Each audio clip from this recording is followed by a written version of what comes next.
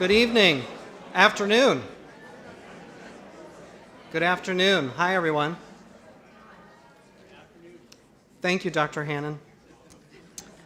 President Lemura, Provost Hannon, trustees, friends, alumni, faculty, staff, students, community, welcome.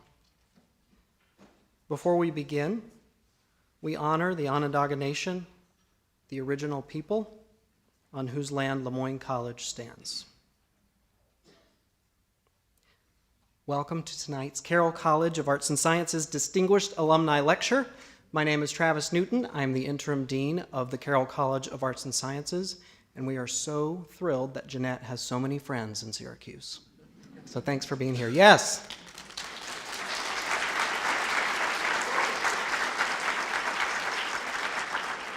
I have a few small housekeeping items to go over.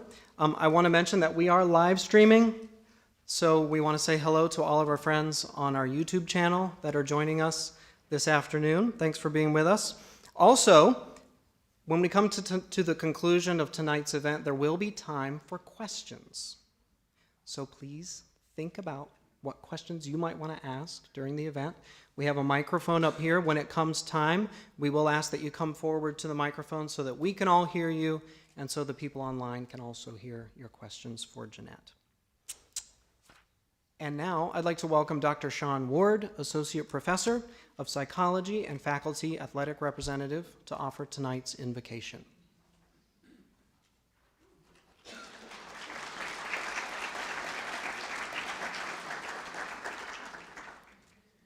As April is National Poetry Month, I thought we should start with a poem. I chose one from Mary Oliver titled Mystery, Yes. Truly, we live with mysteries too marvelous to be understood. How grass can be nourished in the mouth of the lamb. How rivers and stones are forever in allegiance with gravity, while we ourselves dream of rising. How two hands touch, and the bonds will never be broken. How people come from delight or the scars of damage to the comfort of a poem. Let me keep my distance always from those who think they have the answers. Let me keep company always with those who say, "Look," and laugh with astonishment and bow their heads. As we gather here today, I proclaim, behold wonder. What do I see, feel, hear, experience in this moment that fills me with a sense of awe and wonder? Please open our minds this afternoon to the experience of wonder and awe, such that our contemplations may increase our sense of meaning and a desire to be better persons. Persons with character strengths like gratitude, spirituality, and humility. Amen.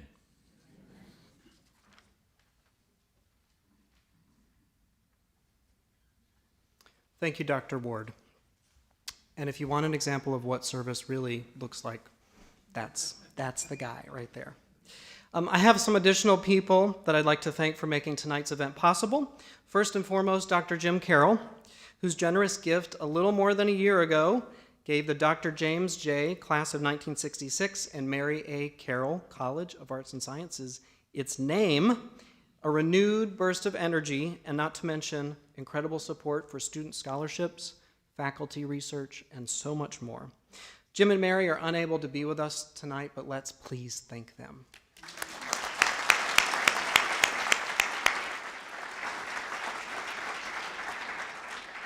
I'd also like to thank the many, many people here on campus that helped make tonight's event happen, including Caitlin Wheeler and the Office of Alumni and Parent Engagement and Major Events, Stefan Green, Joe Bielek, Zach Bolden, Dr. Carly Colbert, as well as Amy Mann and the Advancement and Innovation team. Thank you all.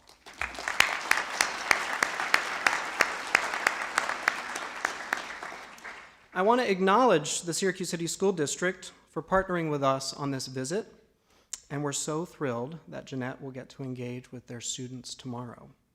Finally, I want to recognize Jamie Fees, Regional Director for Senator Kirsten Gillibrand, Josh Perlman, Central New York Regional Director for Senate Leader Charles Schumer, and Julia Leary, Deputy Regional Director, also from Senator Schumer's office.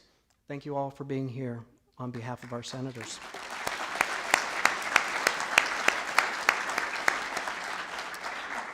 And I'd like to invite Josh up for a special presentation, and I'd also like to invite Dr. Epps to join him.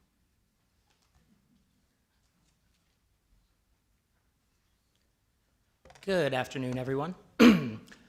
My name is Joshua Perlman. I'm the Central New York Regional Director for United States Senator Charles Schumer. Senator Schumer regrets that he is not able to join us in person today, but he wants Jeanette and everybody here to know that he's with us in spirit as we blast off on tonight's scientific adventure. He also wanted me to share this proclamation with Jeanette. I'm going to spare everybody the entirety, but I'm going to read a few choice selections here.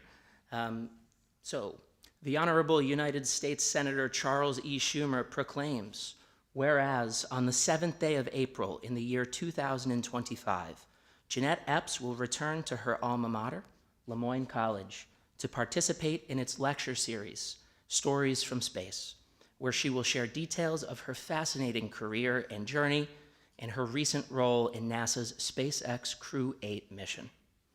Be it known that I, United States Senator Charles E. Schumer, do hereby recognize and offer my most sincere congratulations to Jeanette Epps for her lifetime of commitment to her country and for her advocacy on behalf of women and girls in the scientific community all across the United States of America and the world, especially right here in Syracuse.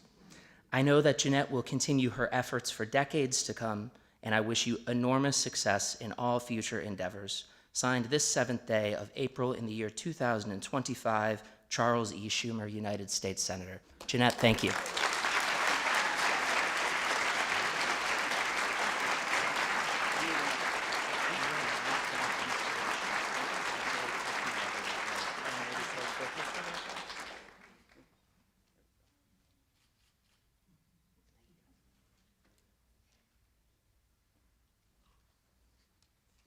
So as you know, tonight we're honored to be joined by not one, but two distinguished alumni of the Carroll College of Arts and Sciences. Both of tonight's guests are transformational leaders in their fields, and their presence tonight is just one small example of how they give back to their alma mater so generously. As you'll read in your program, Sharon Kinsman Salmon graduated from Moyne with a degree in political science and went on to receive her MBA in finance from Fordham University. This synergistic pairing of social sciences and business undoubtedly established a strong foundation for her future work as a senior executive at Pfizer, including leadership roles in investment management and human resources. Here on campus, Sharon is largely known for her absolute devotion to Moyne, her extensive service as a trustee, and her pivotal leadership as board chair from 2012 to 2016 at a time of intense and important change at the college. Thank you, Sharon, for your continued leadership and for being here tonight.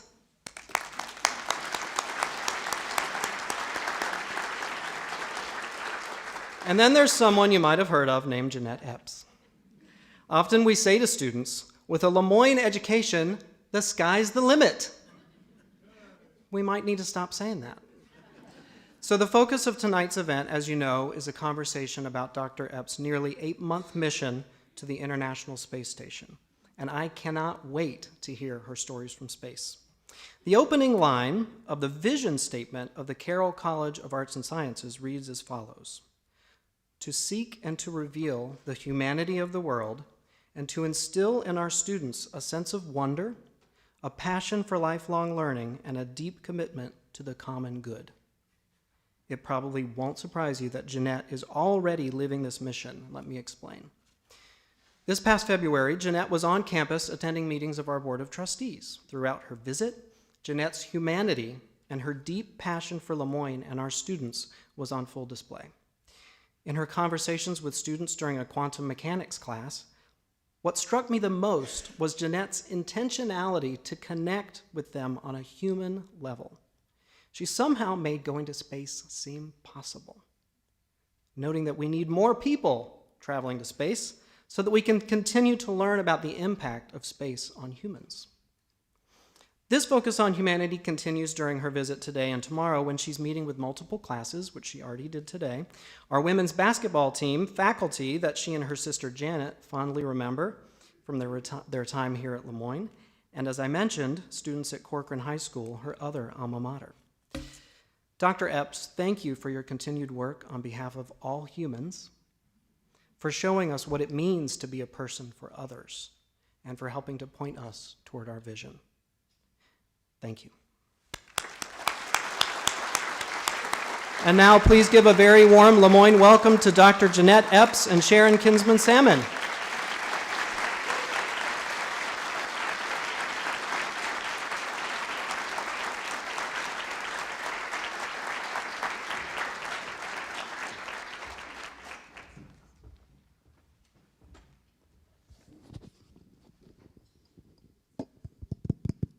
Thank you, everybody. Thanks. Are you ready? Yes, I think so.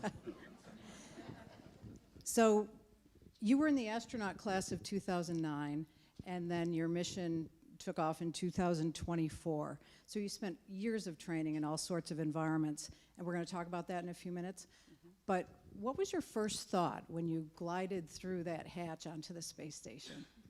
Well, if you guys saw the video that was playing as you came in, it was showing all of the traditions and everything that we do before we launch. It's the walk out of the crew quarters down in Florida. We go to the Teslas, we get driven out to the launch pad, but we had practices for this. So we had several launches that were scrubbed due to weather.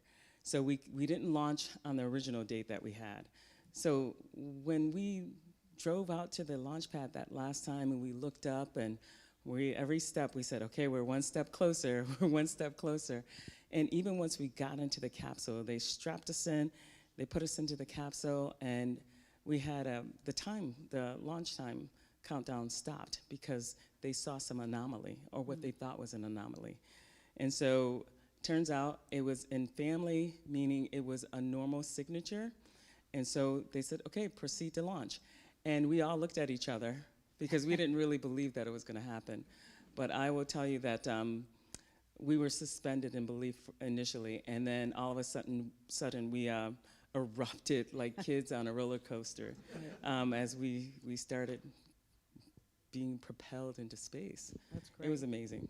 So once you docked with the space station, came through the hatch, I think there were some pictures of you guys coming through the hatch and others on the space station greeting you. What were you thinking?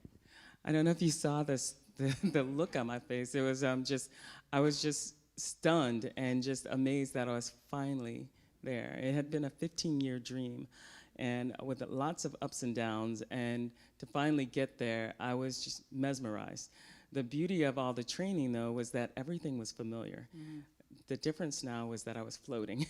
And so I was stunned, and but it was a dream come true. So it took a little time to kind of shed that, I can't believe I'm here. I can't believe I'm eating out of the pouch. But after a while, eating out of the pouch kind of becomes a little normal. More normal. Yeah, a little boring, but it's what we have on orbit. So you mentioned training. Let's talk a little bit about the extreme environment training. You and I have talked over the years, and I'm just amazed at the very extreme environments all over the world that you guys train in. And so can you talk a little bit about the different environments and the reason for that? I mean, I assume it's so that you're ready for anything, but I'm not sure about that. So maybe talk about the different extreme environments a little bit. Well, I mean, it is about, exactly that, to prepare for just about anything, but also you have to kind of get to know yourself as well. Mm-hmm. So when you join the astronaut corps, we kind of start out with just a National Outdoor Leadership School class, and that's where we went to Moab, Utah, and we hiked in and out of the Canyonlands for 10 days. During our time there, we went from hot to cold and then sleet by the time we left. But you learn quite a bit about yourself, because in that 10 days, you have one set of clothing to hike in, one set of clothing to sleep in, and maybe other underwear that you wear, but pretty much there's no bathroom and there's no shower. And even the military guys, they don't camp like that at all. So you really get to know yourself, you really understand what self-care means, but you also learn what team care means. So you learn a lot about yourself as well as your colleagues.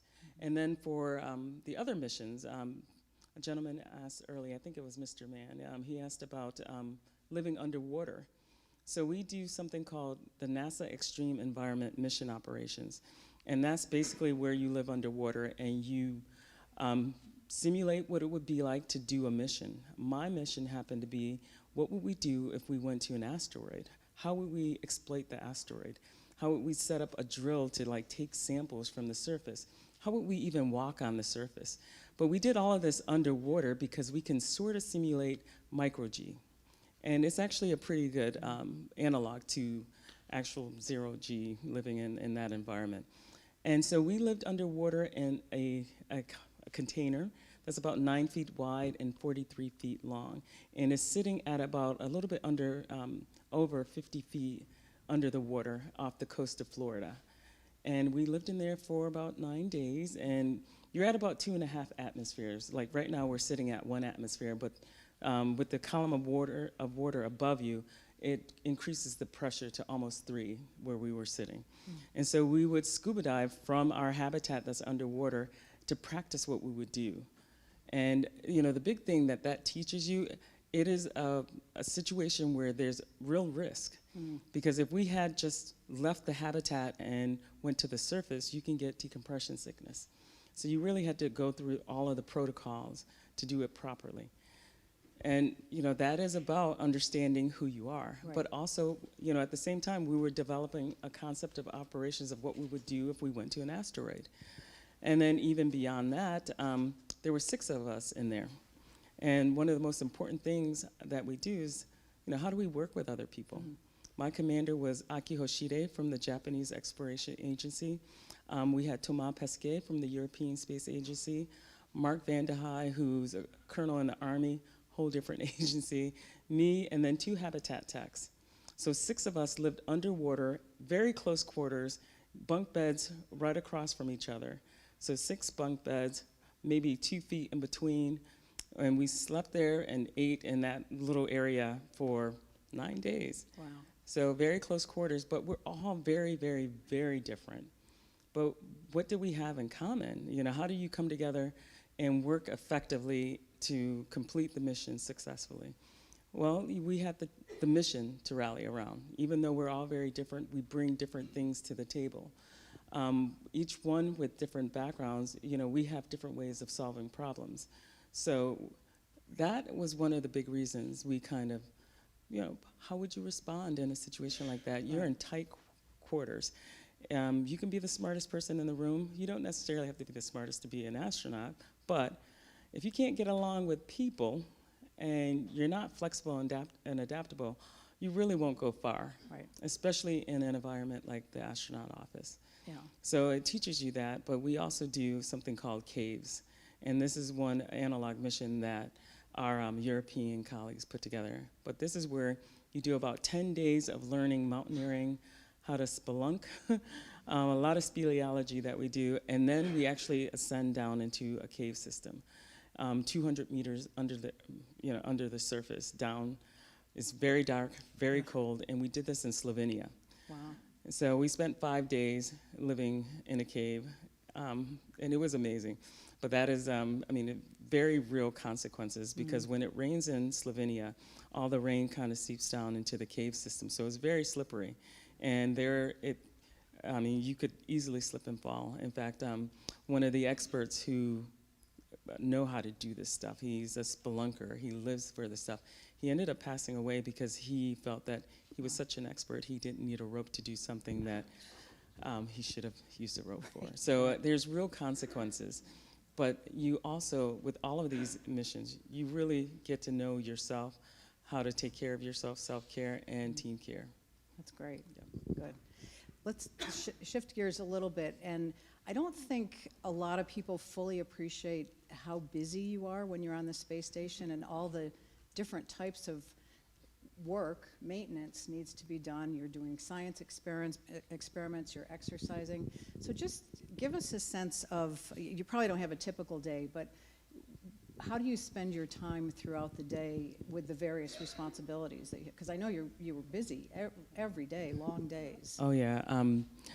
So one of the things that we have is we have this system called Optimus, and that's where the people on the ground, our ops planners, they put in scheduled events every day. So we have a timeline that we have for every single day. Even on the weekend, we'll have a timeline. We're always looking for gray space. That means they haven't scheduled anything. But during the week, we start at about 7:15, 7:30 in the morning, and we have a daily planning conference. And that's so that the ground can tell us like any changes or anything that changed while we were sleeping. And so we start out with a meeting, and then right after that meeting, we go right into working. My favorite days were the days where I had like an experiment that took all morning, because that meant that I was setting up the experiment, but I had to take it apart first, put it all back together, and then get it to start running. So, but that was like a long day. That's like the entire morning, always between 4 and 5 hours of doing that. Then we have a break for our midday meal, and then after that, I undoubtedly had exercise, because we have to exercise every single day.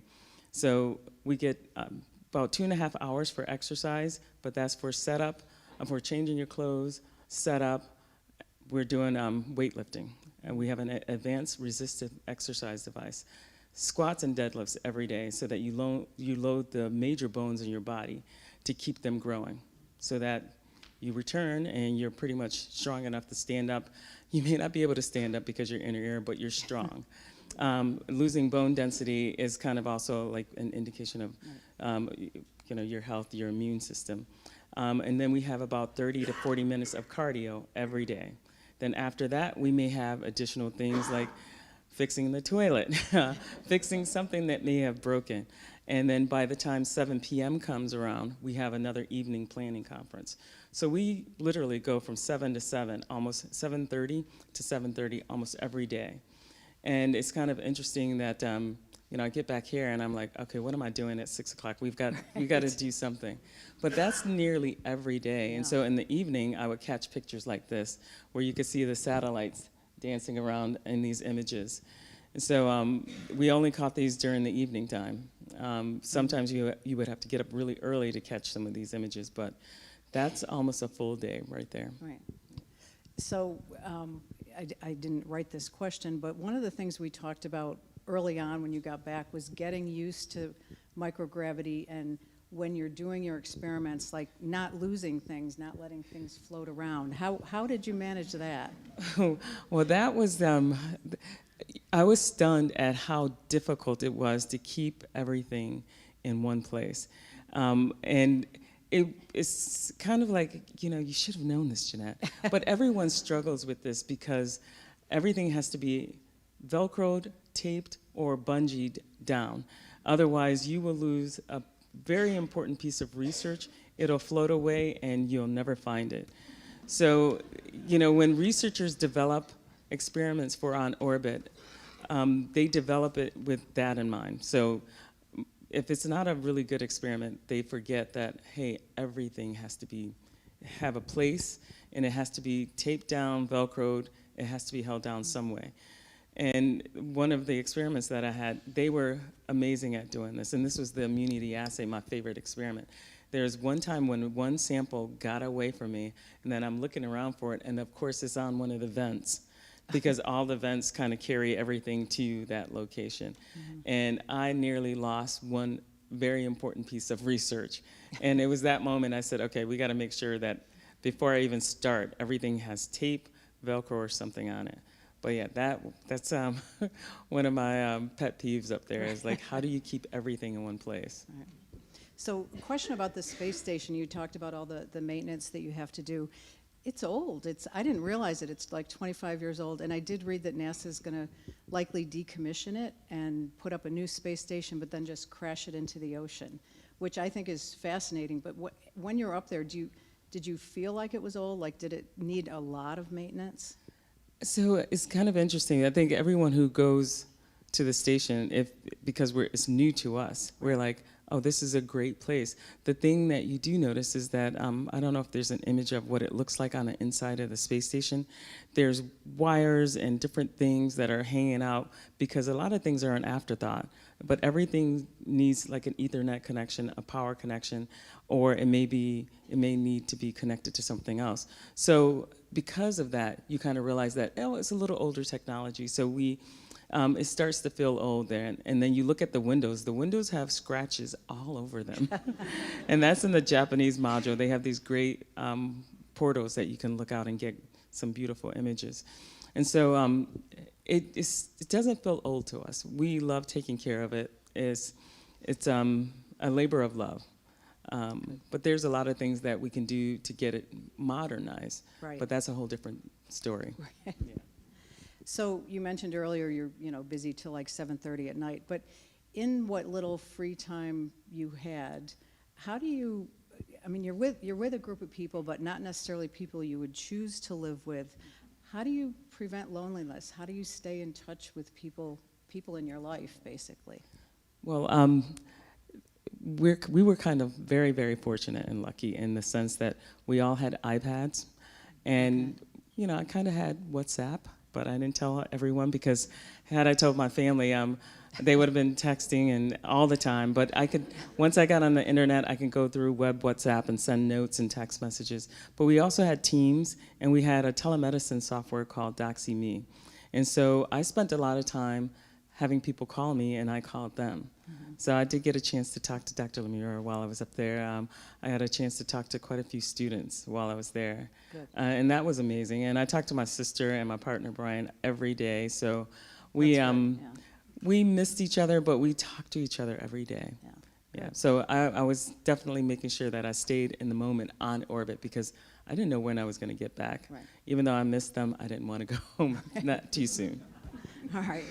So the 8 months you were in space, you talked a little bit about doing experiments on yourself, but can you talk a little bit about the physical impacts on you, on your body, and the kinds of experiments you did on yourself while you were up there?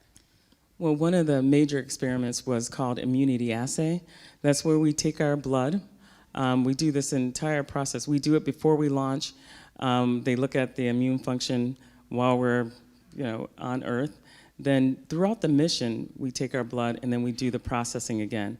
The only difference is that we have to freeze the samples and then they do the analysis later on. So that was a huge experiment in that we had to do the incubation process, the centrifuge, and then make sure we did this flash. We have these minus 80-degree freezers, put it in there quickly, and then get the samples back on Earth. But we also did eye exams. We did a lot of investigation of the eyes. We used ultrasound to look at the shape of the eyeball because you get a shift in fluid in the body. And because of that, you'll get a shift inside your head even. And we have something called space-adapted neuro, I can't remember the exact name. It's called SANS, S-A-N-S. We're a government agency of acronyms, and usually the acronyms become the meaning. And so it's space-adapted neurological syndrome, something like that. But basically what it is that the shape of your eyeball actually changes. It becomes a little bit compressed, and there's several other things that happen. So your eyesight can change while you're on orbit, and then when you come back, some people have an issue where it doesn't go back to normal. So we did a lot of studies on the eyes. That's one thing. We even did, we looked at how the fluid shifted in your body if you wore thigh cuffs, because there was a theory that if you wear the thigh cuffs and you kind of regulate the shift of fluid in your body, it'll prevent like headaches and things like that you may have in space. So the body is a major subject, and hopefully we'll get a lot more data for when we go back to the moon. We need to develop a ton of countermeasures to protect the human body from the additional radiation they'll feel once we're outside of the Van Allen belts. Right. So there's a lot of research that's going on now. So I have two more questions related to that. So you were taller when you came back because the spinal cord isn't as compressed as it normally is. Right? Exactly, but only for a little while because Okay. gravity sucks. Yeah, and it just compresses you back. So yeah. So you talked about a lot of weightlifting and bone density. Did your bone density stay the same? Did you lose bone density? Well, I think a majority of the people now come back, and most of us have almost the amount of bone density that we lose is in the error range, because we okay. do so much, so many squats and so many deadlifts.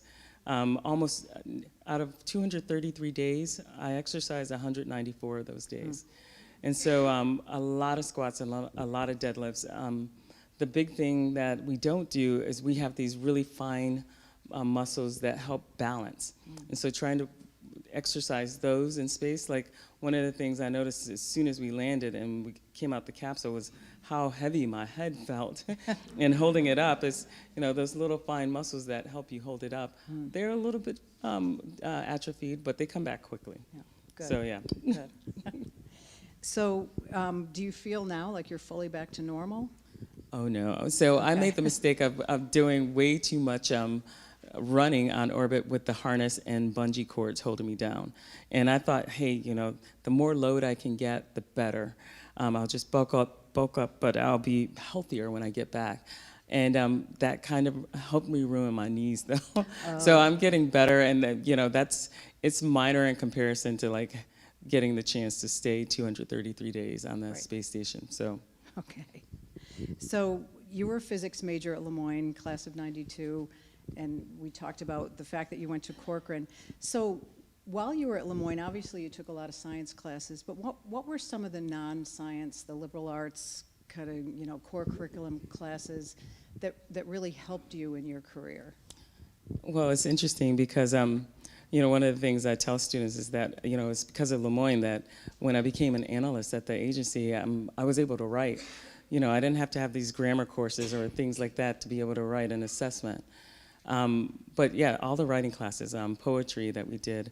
I did Shakespeare with Dr. Novelli, I think, and did all kind of classes, philosophy classes especially. All of these classes just build your character and build who you are. And it kind of helps you add to the story a different, different level if you hadn't taken any philosophy classes, and really embracing those classes. I even took a couple of art classes where we went to Utica, and a drawing class as well. So all of these things just broaden who you are. And I really do think that because, I work with a lot of students who were from other countries, just the different level of conversation that you can have. And so, I always say, Moyne was critical in all of those fine, soft skills that you really do need once you're out in the world. Even if you're a science major, it still can be very subjective and not necessarily objective. So, you judge on all kind of things. But, having those skills, I think makes you a little bit more, you just kind of fit in a lot more. Mm-hmm. You can write well. You don't have to take remedial classes to get up to level. So it added a lot to my education. Good, great. So I think I see some students in the audience. So for students, what are some opportunities available at NASA beyond the astronaut track? Because they employ a ton of people. Oh, they really do. A lot of people actually move to Houston to become an astronaut. They want to work at NASA in Houston to become an astronaut. But, say they don't get in there. There's so many other jobs. For example, flight controllers. The flight controllers actually help control the station and everything that we do on orbit. And then once you become a flight controller, you can eventually become a flight director. The flight director runs everything in mission control. So if you ever get to Houston and you get a chance to see mission control, you'll see all these disciplines sitting at the table, at different consoles, I should say. And each discipline contributes to the station in major ways. The hardest two, to me, are the people who look at the stowage on orbit and the people who make our daily schedule, the ops planners, because things are constantly changing. And can you imagine when you have astronauts who do not put things back in the right place? The stowage folks have one heck of a time. But we have people who are in charge of the electrical power systems, the environmental control life support systems on orbit, and even someone who runs all of our laptops and we have these things called PCS, but these are the computers that run the station. We can change different parameters on the station through these different laptops, so they have to make sure they're up and running. We have people who make connections between White Sands and the satellites, the TDRS satellites, to our KU-band, S-band systems so that we can have communications. So all of these people come to NASA, they have one thing in mind, but they, in the meantime, while they're waiting and they're applying to the astronaut corps, they're doing amazing things like this. And they're actually controlling the station itself. So how cool is that? But we also have a lot of engineers who do things like develop, it could be a new carbon dioxide removal system assembly. We have people who contribute to making new solar array wings that are more efficient than the old technology that we have. So there's all kind of careers and opportunities, especially with, for example, a Pathways intern. There's amazing people, and they're all a part of the team to get us into space. You guys saw the folks suiting us up. I mean, there's people who develop suits for those. The pressure suits are just for inside the capsule in case we lose pressure. But we also have spacewalk suits that have to be developed. So there's all kind of engineers, scientists, and just people in general that are needed at NASA to help get one person into space. So it's all one team though. So, you know, there's That's ways great. to be a part of the team. Good. So when you were a kid, what was the spark? What made you think, okay, maybe someday I'm going to be an astronaut? Was there a spark? There was never a spark when I was a kid. I was so introverted, and you know, Jane and I, we didn't have parents who were scientists or engineers. We were just doing things that we loved and we wanted to do, and one step at a time. You know, the only thing I thought that I could do was become an aerospace engineer, and that never kind of left the back of my mind. But you know, the thought that they would ever select me never entered my mind as a 9-year-old or even as a 20-year-old or 30-year-old until I applied. Right. So. Okay. So let me know if you don't want to talk about this. We don't have to. But back in 2017, you suffered a pretty big disappointment when you were slated to be on a Soyuz mission and were pulled kind of at the last minute without a lot of explanation. Can you just talk, if you want to, talk about that a little bit and how that experience helped you kind of keep your head down, get the job done, develop resilience? Because I know it was a big disappointment. Oh, it was a huge disappointment, and especially when, you know, the big thing for me was making sure I did everything possible to get that mission, and also working with my Russian colleagues.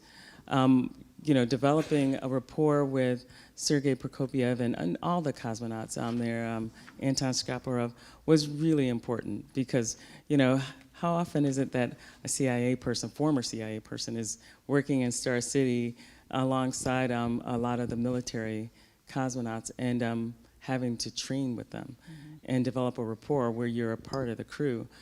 That was really important.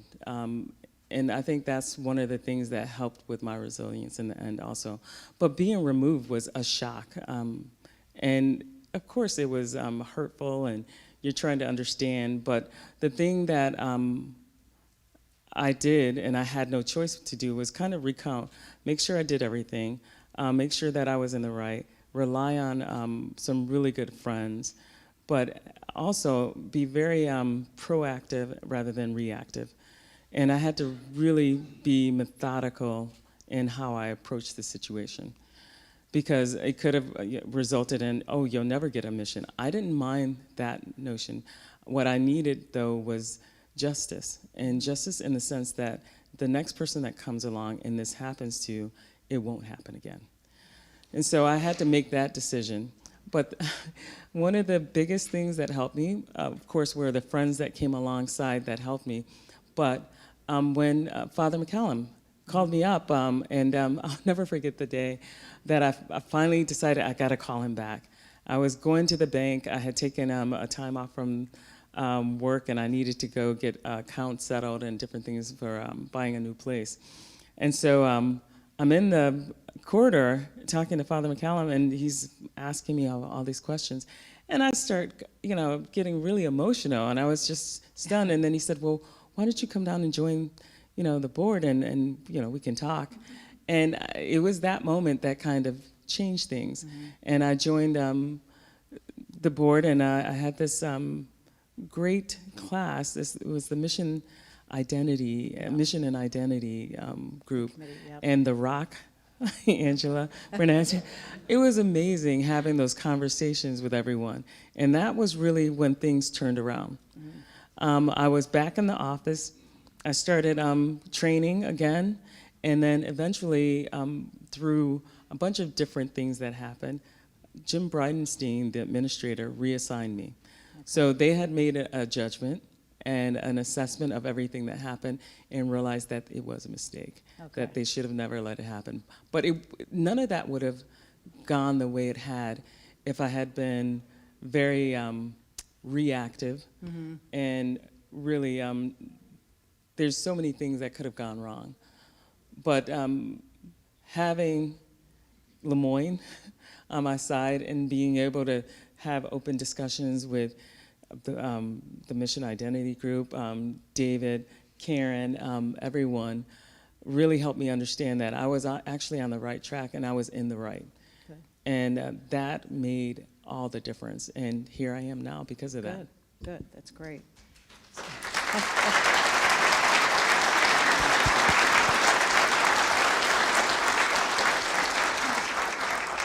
So you, one of your answers earlier, you alluded to going to the moon, and I know NASA has said that they want to have a crew of 4 land on the moon in the spring of 2026, which isn't that far away, in order to start to establish a long-term presence, so that then they can go to Mars by the 2030s or 2040s.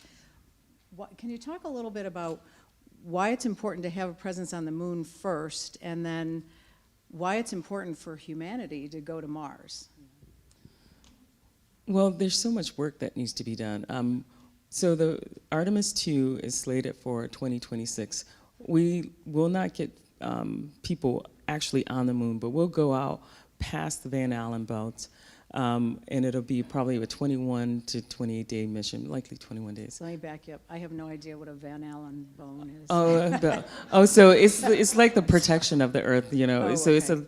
it's a little bit deeper, but it protects us from a lot of the radiation that we see from different sources. Okay. And pretty much as we go out beyond these Van Allen belts, we're exposing ourselves to a lot more radiation. Okay.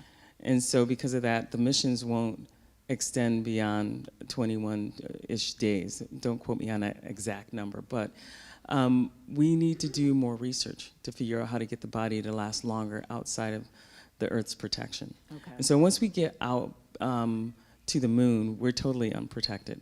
Mm-hmm. And we're not sure how all of that will impact the human body if they stay beyond 20 some odd days. Okay. So we need to figure that out. And so to me, getting back to the moon is, we're explorers.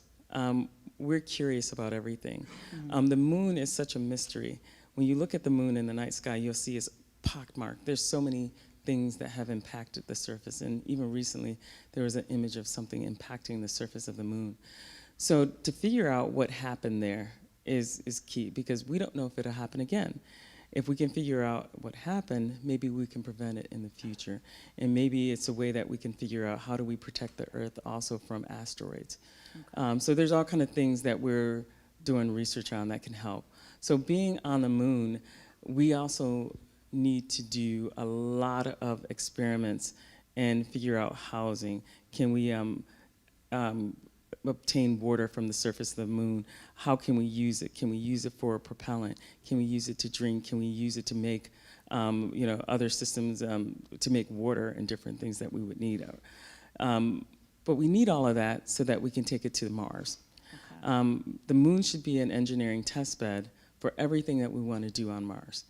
It would be a shame to go to Mars and have things not work. Right. especially when it's at least a 2-year mission or more. So in order to get to Mars, we need the moon. We need to experiment. We need to conduct just from end-to-end life cycle. Like, what kind of equipment do we need on the moon to get water, and then to process it to either make oxygen or, use it for different things that we may need on the surface of the moon. So because we're kind of, some of the research that we do can be fundamental research. We can learn so many different things just by going to the moon that can impact our lives here on Earth. We don't want to give up the Earth to go to the moon. We want to protect the Earth, but we also want to expand out to the moon. Okay. And we want to do that in a way that protects the Earth. So everything we find out on the moon likely can be used here on the surface of the Earth and improve life here on Earth as well.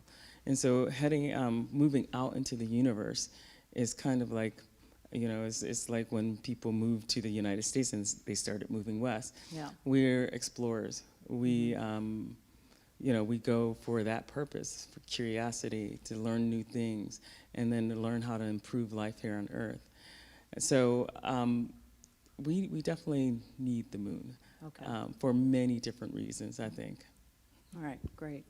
So we're getting close on time, but just give me a sense. I know you're going to Corcoran tomorrow. So what's next for you at NASA, and is there something beyond after NASA, if you feel comfortable talking about it? Oh, so I feel comfortable in the sense that I don't know yet. I'm still figuring that out. Once you land, you get 6 months before you have to get back to the office and start a new job. Okay. So that's April 28th for me. Okay. So I have a couple of weeks. But even now, I don't really know. I mean, you get back to the office, you start a job, you have all of this unique experience, and you want to be useful, and you want to come back and you want to tell students, hey, this job is definitely for you. You can do this, because it's for everyone. We need more people in space. We need your data. We have a data set that's under 600. We need large data sets, so we need more and more people to get into space so that we can get your data. But you can contribute to the cause of, we got to learn how to get the human body to last longer. We got to understand what's really going on. We have that one twin study, but we need so much more data than that. So getting back to the office is, I'll try to find ways to be very useful and try to inject myself in a very nice way, not like overbearing to tell people what to do, but I have a unique experience that I would really love to share. Yeah, and I'm sure it's a challenge to kind of keep things interesting after having been in space for 8 months, and it's, that's an amazing experience. But thank you very much. We're going to open it up now to questions. I want to give Jeanette a round of applause. Thanks, Sharon.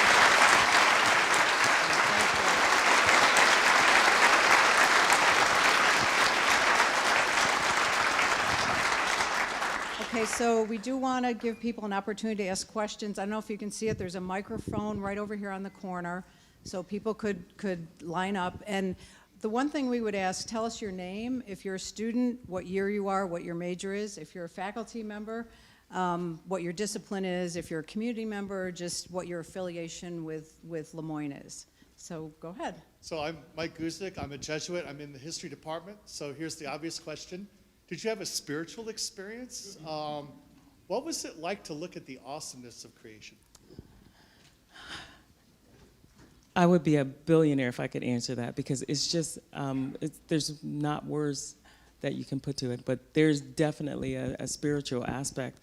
One of the things that I noticed that when I got back, I was in a hotel in New York City, like on the 43rd or some odd floor.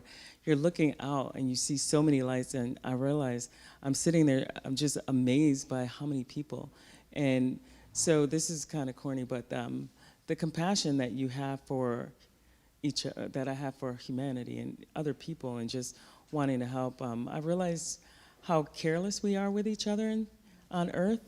And then when you look out in space and you look at the Earth from that vantage point, it's like we got to do better. We really need to do better. And of course, you have an encounter with God up there, and I mean, the vastness of space and the emptiness, you kind of feel like you're alone, but there is a voice, and you hear it every so often. Yeah. Thank you, sir. I'm James Fowler, and I wanted to know, what was your favorite part of like your whole journey, like before going to space? Well, before going to space, I loved all the analog missions that we did. Living underwater is just such a unique thing that when you get back, you're like, wow, I can't believe we did that, and we were successful, and it was real. I mean, we had real research that we did. And even living in a cave, the caves have so many different things that you can discover.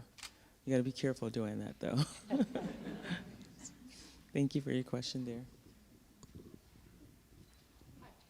My name is Jeanette Epps. I'm a junior and I'm a physics major as well. And I was wondering, how did you stay motivated as becoming an astronaut, given that it took such a long time and training to become where you are? Well, the unique thing about being an astronaut is that you get to do so many things. We fly T-38 jets. We can scuba dive at our neutral buoyancy lab. We practice spacewalks. We do all of these crazy analog missions as well. And so, you know, that kept me sustained because there's always something cool to do. If I hadn't gotten the mission for the second time, I would have tried to go to Antarctica or something like that. So as an astronaut, you can be very, very busy with all of these cool things that you can do. Yeah. Hello, my name is Bilal Ali, and I'm a physics major senior here.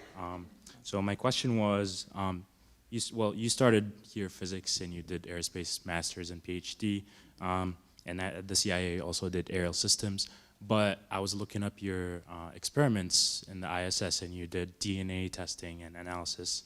How was that transition, and how did you convince them that you're good at biology? Well, I will tell you that I have a twin sister who's really good at biology, much better than me. But one of the things, lovely things that NASA will do for you, and this is all the stuff you stay busy with, is you will have like a 40-hour course where you're learning just everything there is about DNA, how to use a PCR, how to do even the pipetting that we have to do. So we get to learn a lot of different skills. We're pretty shallow on a lot of things, but we get the skill set to do it.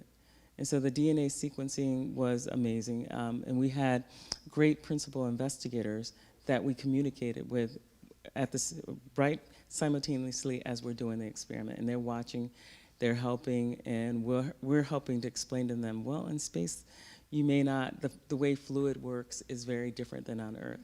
So you develop a lot of amazing skills. Fortunately, we do get a lot of training in so many different things. It is mind-blowing how many things we do, go from one thing to the next thing and the next thing. So you got to keep up. Yeah. Hi, my name is Adriana. I'm a former Moyne College alumni, but I'm a sixth grade teacher, science teacher, and one of our major units is on space systems. And so I would love if you could talk about your experience being on the space station during the eclipse. Wow, I was pretty fortunate in that I was tasked with getting a camera and photographing it. But there's 7 people on station. You're not going to keep any one of us from getting those images. So we have so many amazing images of this, just a dark spot moving ominously across the Earth. And it's just the deepest black. It's like a hole that went straight through. And we got many pictures of it. I was fortunate, we set up a camcorder, and we got a recording of it moving across the Earth. It was just creepy, airy, and beautiful all at the same time. So, oh yeah, we have many, many pictures of it moving. So you see the Soyuz there, that's the back as it's moving away from us. The first images as it was moving towards us, then we look out the back and it's moving away. And this is moving towards us. You can even see our reflection in the window there a little bit. But yeah, we were just stunned. Yeah. Thank you very much for sharing that. That's great. Oh, thank you, dear. Hello there. My name is John Dell. I'm a freshman at Moyne studying computer science. My question to you was there like a song or like a musical piece that kept you going while you were up in space? Well, I love music, so there was a lot of songs, but I listened to a lot of contemporary Christian music while I was up there. So I listened to a lot of elevation music and things like that, especially while on like the treadmill or lifting weights. So like even on Earth, you know, if you're on the elliptical or on the treadmill, you can look at your iPad, and that's what I did on orbit. You have to make sure the iPad is stuck down though. So really keeping the spirits going. Yeah. So lots of music, lots of music. Thank you.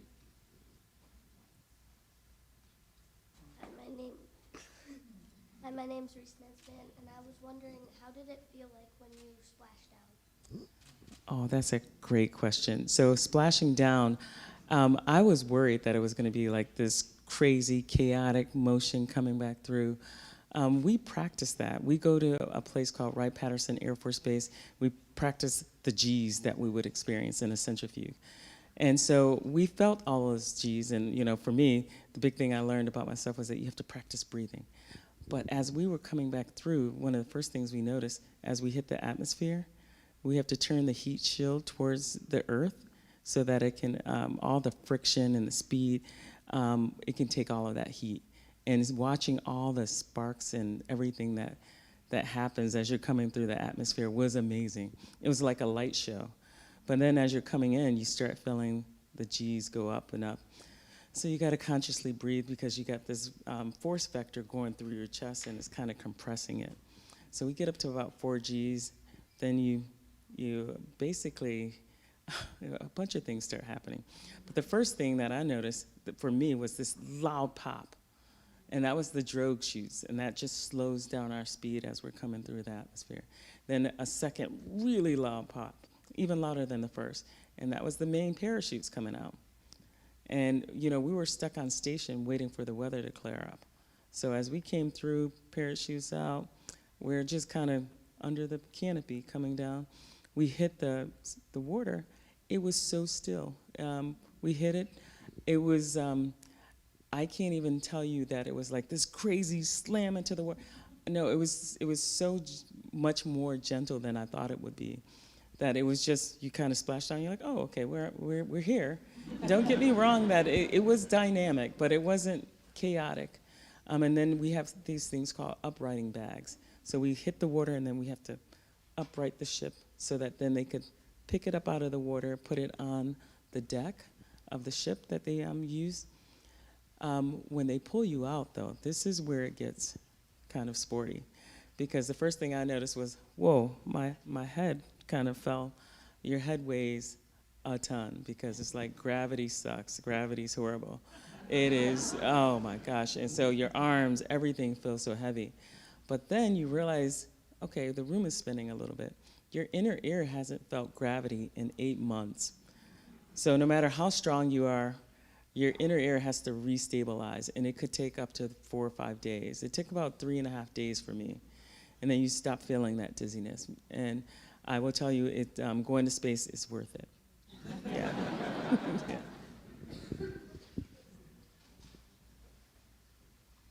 Hi, my name is Mackenzie. I am a bioengineering major and I'm a junior. My question is, what piece of advice did your mother give you that you found useless before that you find valuable now? Well, you know, my mom had all kind of sayings, but the big thing is that, you know, I do every briefing I give, I try to include a picture of my mom because Janet and I, we wouldn't be here if it wasn't for her.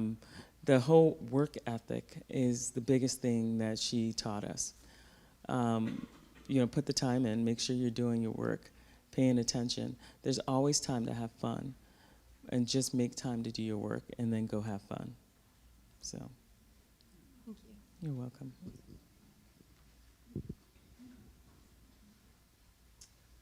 All right, everybody, this is really cool for me because Jeanette and I were students together here at the same time. So I just talked to her before the session. My name's Andrew Marinelli, by the way, class of 91. So Jeanette and I were a year apart before the session started. I get out this smartphone that I mentioned to take a picture of us. And I mentioned, these did not exist when we were here. And we also had to get in line and wait for the computer lab to type our papers. So, and I told her, I can't believe all of it has happened. Well, I can believe it, but you know what I mean. But I can't believe it. It's like one of us. And local, too, Syracuse City. And I'm from Auburn down the road and came here to Lemoyne in '87.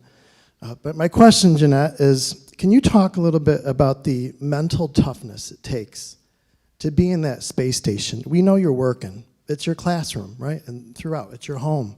Talk about the mental fortitude it takes. We talked a little bit about spirituality, so it's kind of relative. Yeah, and so thank you, Andy. There's so much to that.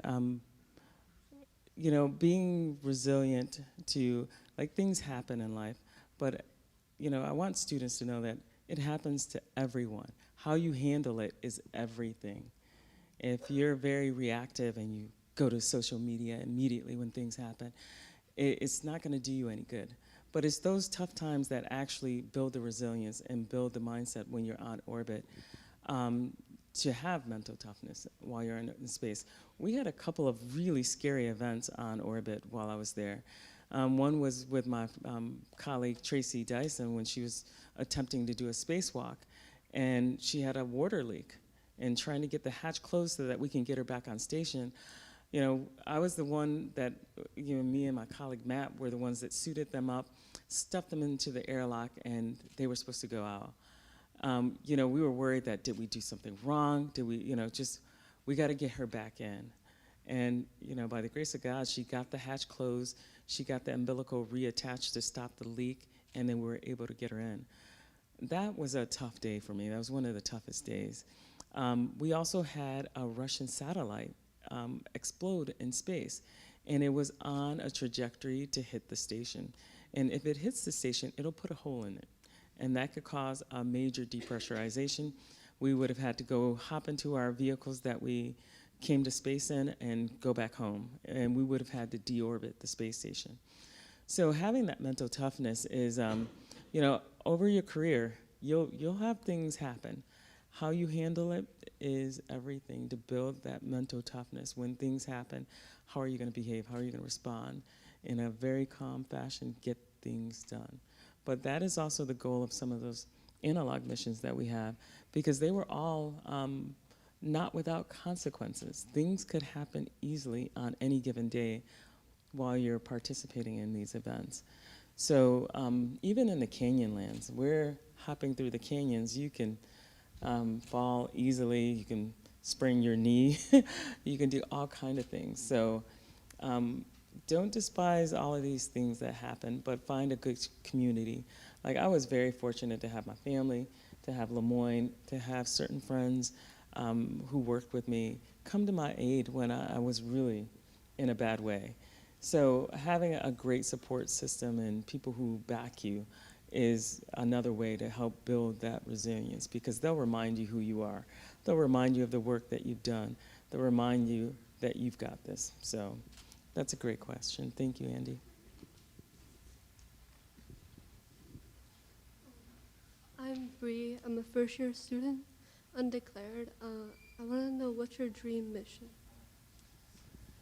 Well, my dream mission, that's a great question. I mean, there's all kinds of things I would love to do, but being on a short mission with a crew, my crew, where we come together, we work and live together. It could be a short mission, 20 days or something like that, to the moon, likely, and that would be a great mission.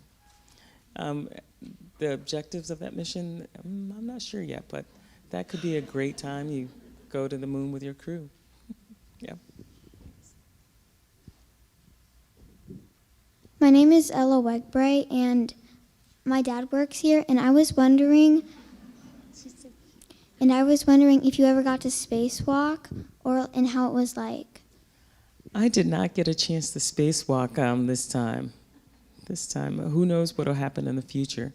But one of the things we do while we're waiting for a mission is we practice spacewalk training in a pool in Houston. It's called the Neutral Buoyancy Lab. It's a pool that's about 40 feet deep 100 feet wide and 200 feet long. And what we have is a mock-up of the main truss of the International Space Station. And that's where they do most of the spacewalks too, because they have to change out equipment. Those missions, even though they're mock missions, they're about 6 hours plus in the suit underwater. And it is one of the toughest things we do mentally and physically. So I have about 449 hours of doing that. That was crazy. And the fact that I didn't get to do a spacewalk is kind of like, bleh. But I still got to go to space, right?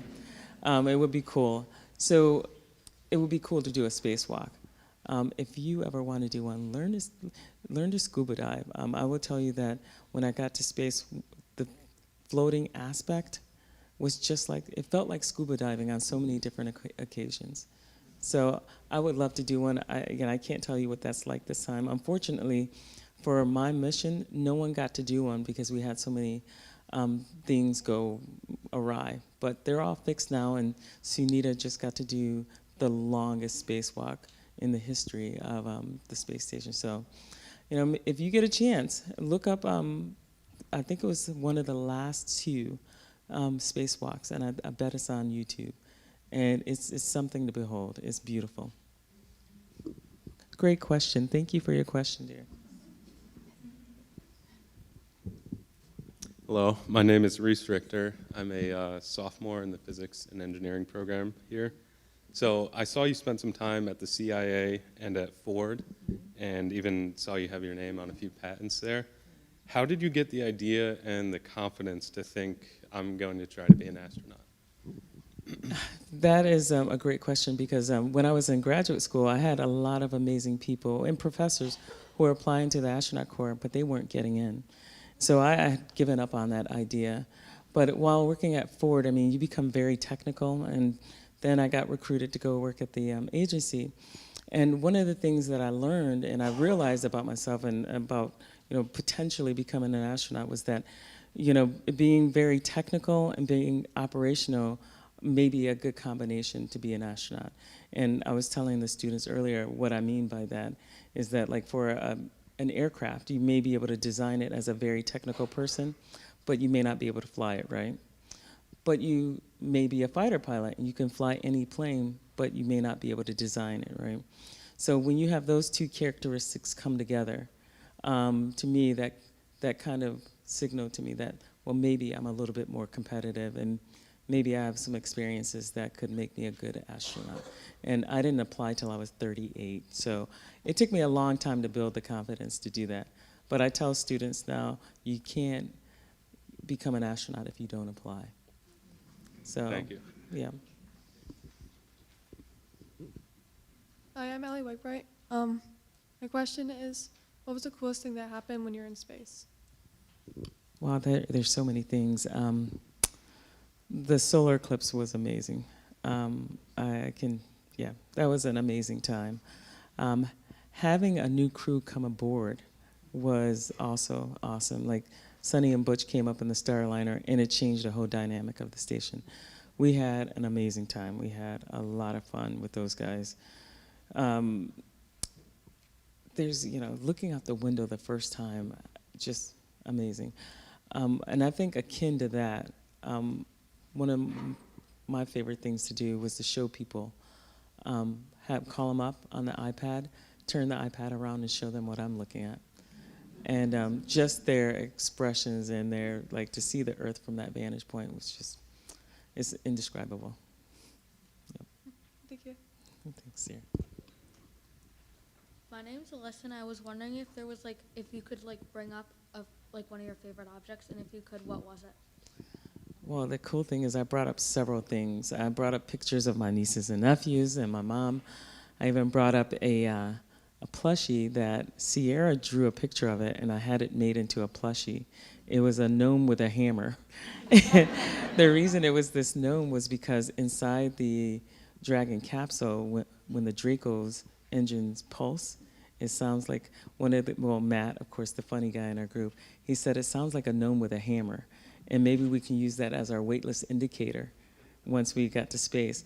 We didn't use it for that, but the plushie did go to space with us. So we have a gnome with Ari the astronaut with a hammer. So that's a good question, sweetie. Hi, I'm Caroline, and I was wondering, what advice would you give to kids who dream about becoming astronauts or scientists? I say go for it. And you know, the big thing is that you know, I've heard so many stories of kids who had who were discouraged from dreaming big and going after things. But if you don't dream big, you don't go after anything, you won't go very far. But if you dream big, and even if you don't get that dream, you'll go so much further. So I say go for it. A lot of things, you know, it takes time. So I did a lot of little things consistently over time, and it culminated into that. So you got to spend a lot of time in doing your homework, doing, you know, contributing to whatever group you're a part of, and just being participate in everything that you can, and becoming a well-rounded person, like going to Moyne. You learn a lot of philosophy, poetry, you learn a ton of different things, but you'll also become a great physicist if you do that. Or you'll be a good physicist. I would say I probably ended my career in physics too early and went on to engineering, but it's all science.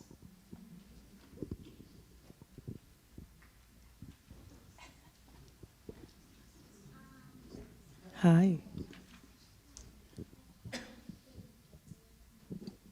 Say that again, sweetie.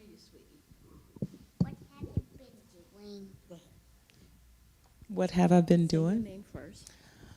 My name's Denver, and I'm asking a question of what have you been doing?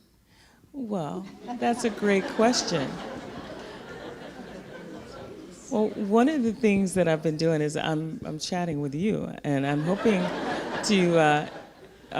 to inspire you to go on into space and be a part of the Artemis generation when we go back to the moon.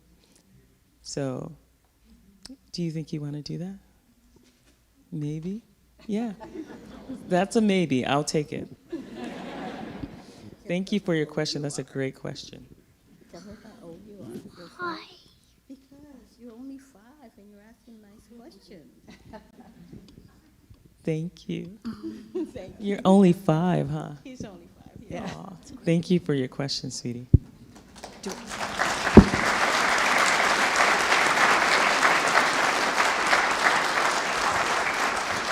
Do we have another question? Okay. It's a very tough act to follow. Yeah. I'm Ezra. I'm a psychology professor here. I want to know what the funniest thing that happened up there was. Oh gosh, there's so many funny things. And some things that That you can talk about. Well, I mean, some of the things, it's like, okay, the crew, we kind of agreed we're not going to talk about this. But one of the things I will tell you is that we had crew quarters. Our crew quarters were kind of in a ring, and they're like a little closet.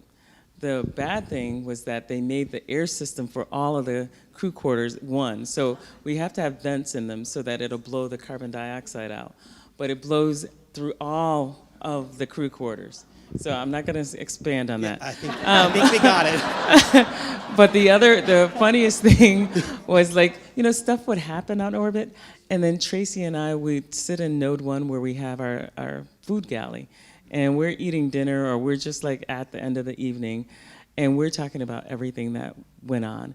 And Tracy and I, we would just have a great time sitting in there laughing and laughing about, you know, can you believe Marshall, they asked this question, they did this, they did, and those were the best moments for me. The fact that Tracy and I became friends on orbit.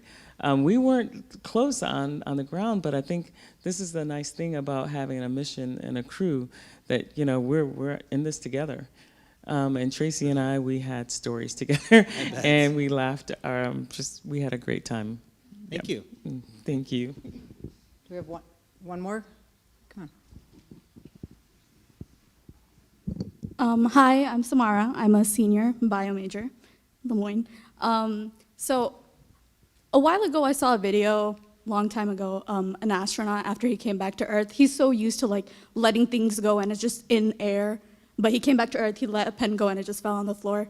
Did something similar like that happen to you? Well, so Tom Marshburn, he's a great guy. He, you know, I'm too much of like trying, you know, hyper focused on things like gravity.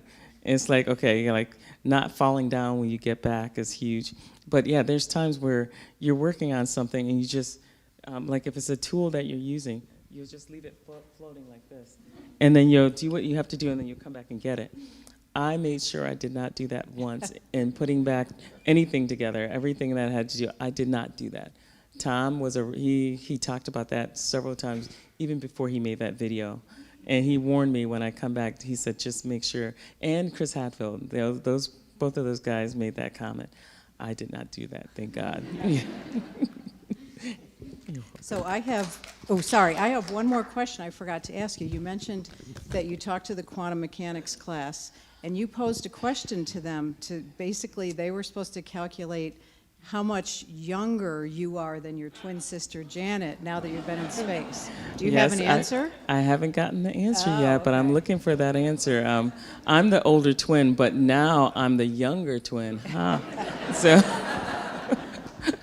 So I haven't gotten that yet, but I'm sure those guys are working on it. They've had some tough exams, so hopefully that'll be the next exam question. Great. All right, well, thank you, everybody. We went a little over time, but thank you.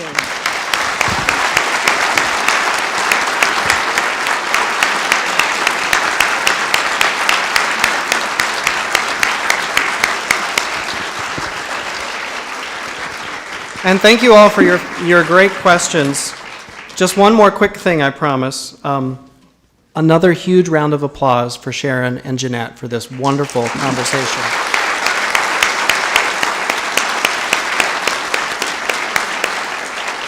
You might already know that each and every expedition to the International Space Station has its own patch. You might have seen some in the slides. And so, although we didn't quite go to the ISS tonight, you've completed your mission. And so we've created a custom patch for each of you commemorating tonight's event, welcoming Jeanette back to Earth and back to campus. Yes, welcome back. There's one small thing, is that they are all currently stuck in China. Right. So, you're each going to get one. What we'd ask you to do, our fantastic Dean's Office staff is posted at the exits. They have a QR code. We're going to grab your mailing address and we're going to mail it to you. Okay? You will get a patch, and let's hear it again for Jeanette and Sharon.